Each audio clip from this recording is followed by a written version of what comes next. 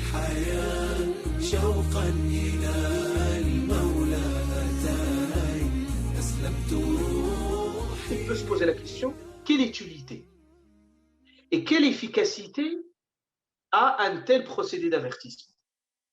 C'est-à-dire l'avertissement coranique, est-ce que serait-il contraire à un Dieu très miséricordieux, Dieu miséricordieux? Est-ce que Dieu peut menacer?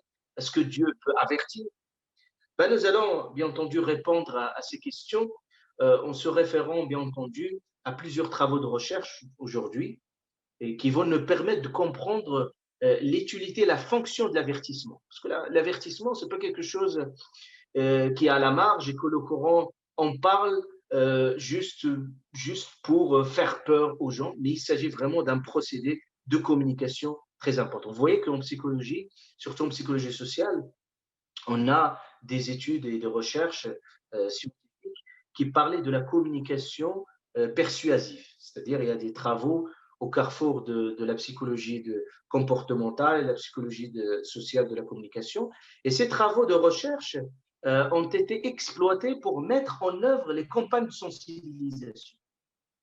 Par exemple, les campagnes de sensibilisation contre les comportements à risque, par exemple en matière de santé, par exemple le sida, le tabac, l'alcool, la drogue, par exemple, et les dangers, par exemple, des accidents de la route, etc., la promotion de certains comportements citoyens, par exemple en matière écologique, avec tout ce qui est en lien avec le développement durable, par exemple, comment éviter le gaspillage, le tri, par exemple, des déchets, le comportement moins polluant. C'est-à-dire, voilà, c'était des recherches qui essaient un peu, si je puis schématiser, ces recherches, ils se sont posé la question, est-ce que le simple fait de connaître le danger de quelque chose, par exemple une simple information, par exemple je sais que le tabac est dangereux, je sais que le sucre est dangereux, est-ce que la simple information de connaître le danger de quelque chose peut amener à changer et à modifier son comportement? Est-ce que cela c'est suffisant juste de sensibiliser les gens? Est-ce que c'est suffisant pour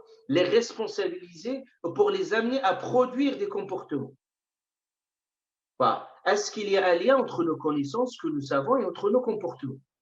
Voilà. C'était ça la question qui se sont posées. Et puis, les résultats de recherche montrent que l'information elle seule ne suffit pas, ne conduit pas systématiquement au changement de comportement. C'est-à-dire la plupart, par exemple, des fumeurs, ils connaissent le danger, par exemple, des risques contre la tabac et pourtant, ils fument. Donc, il fallait développer des stratégies de communication qui sont plus percutantes et plus engageantes. Et c'est ce qui a amené les gens ces chercheurs à travailler sur un aspect très important qui est en lien avec cette démarche coranique de l'avertissement. Ce qu'on appelle la communication menaçante. C'est quoi la communication menaçante? C'est-à-dire comment utiliser la peur dans la construction des campagnes de prévention, par exemple sanitaire. Par exemple, je donne juste un exemple. La plupart des communications télévisées qui ont été réalisées sur la sécurité routière, qu'est-ce qu'ils mettent en avant? Ben, toujours, ils mettent en avant des accidents de la route qui sont particulièrement violents. Et parfois, ils montrent des corps qui sont mutilés. Vous le voyez, par exemple, à la télé, des mutilés. Pourquoi? C'est justement pour susciter un sentiment désagréable, pour choquer, pour inspirer de la peur. Le tabagisme, la même chose. Vous voyez, par exemple, des mesures qui sont adaptées. Bah, par exemple, poster des avertissements visuels. On montre, par exemple, sur les paquets, par exemple, de cigarettes, on trouve des photographies, par exemple, des dents qui sont abîmées, les poumons qui sont noircis. Voilà. Donc, c'est une stratégie qui est utilisée même dans les campagnes de sensibilisation. Donc, l'objectif, c'est quoi? C'est de créer une émotion négative. Et cette émotion négative, c'est elle qui va amener à changer de comportement. Donc, si on regarde cet aspect-là dans ces recherches, je ne vais pas les développer, bien entendu, en détail, mais on trouve, si on fait le parallèle entre l'approche coranique dans la sensibilisation des gens, on trouve ces aspects-là. Je vais développer juste je ferme cette parenthèse-là, juste des aspects juste pour vous donner un peu l'avant-goût des recherches aussi qui se font dans ce domaine-là et qui montrent cette dimension de l'avertissement qui est une dimension centrale dans le Coran. Donc, on remarque que, bien entendu, pour faire appel à la peur, pour changer de comportement, on a besoin de 3 éléments.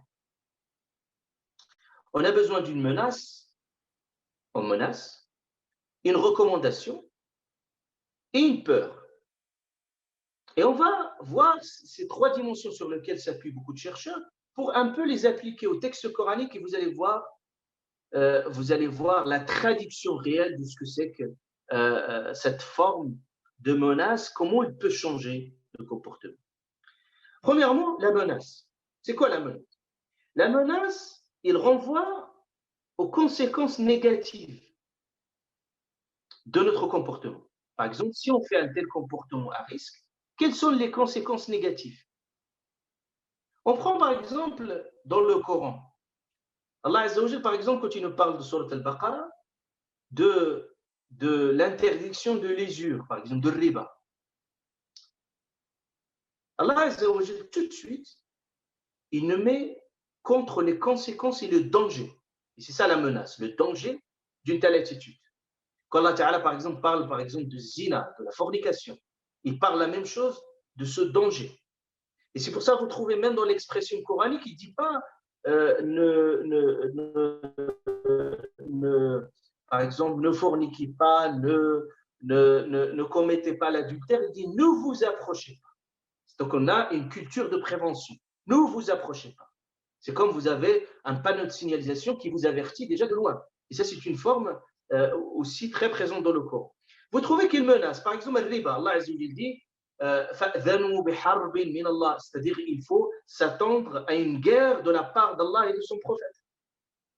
Ça, c'est une forme de menace réelle. Et vous trouvez la recommandation. Tout de suite, Allah Azza wa Jalla nous donne les moyens qui permettent de nous protéger contre cette menace. Il dit Allah Azza wa Jalla de ceux qui, par exemple, qui se sont donnés à riba sans une connaissance par pure ignorance. Il leur dit c'est-à-dire s'il y a une exhortation de son Seigneur, il a reçu l'exhortation de son Seigneur, il est revenu sur sa position, Allah lui pardonne.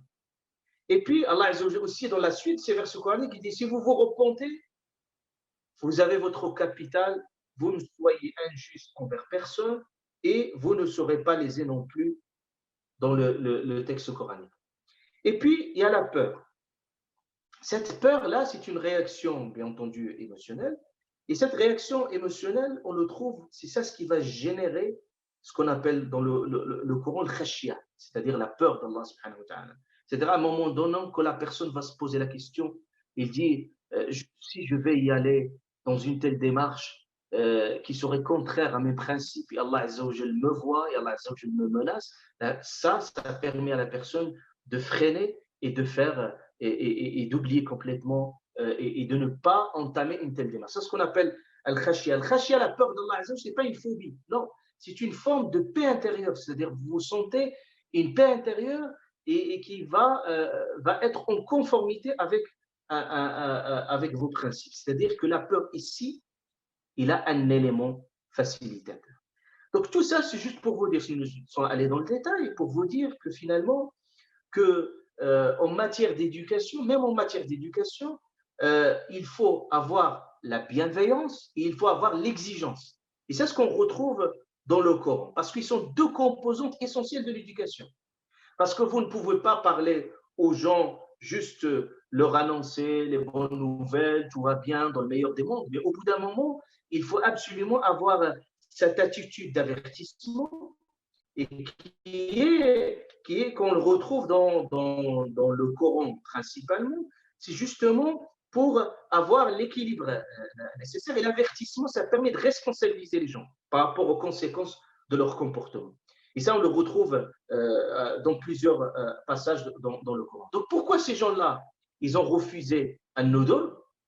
Pourquoi ils ont refusé? Parce qu'ils se sont étonnés qu'il y a un avertisseur. Pourquoi ils refusent un nudul? Parce que les gens acceptent mal que les gens les avertissent ou que les gens les mettent face aux conséquences de leurs actes et de leur comportement.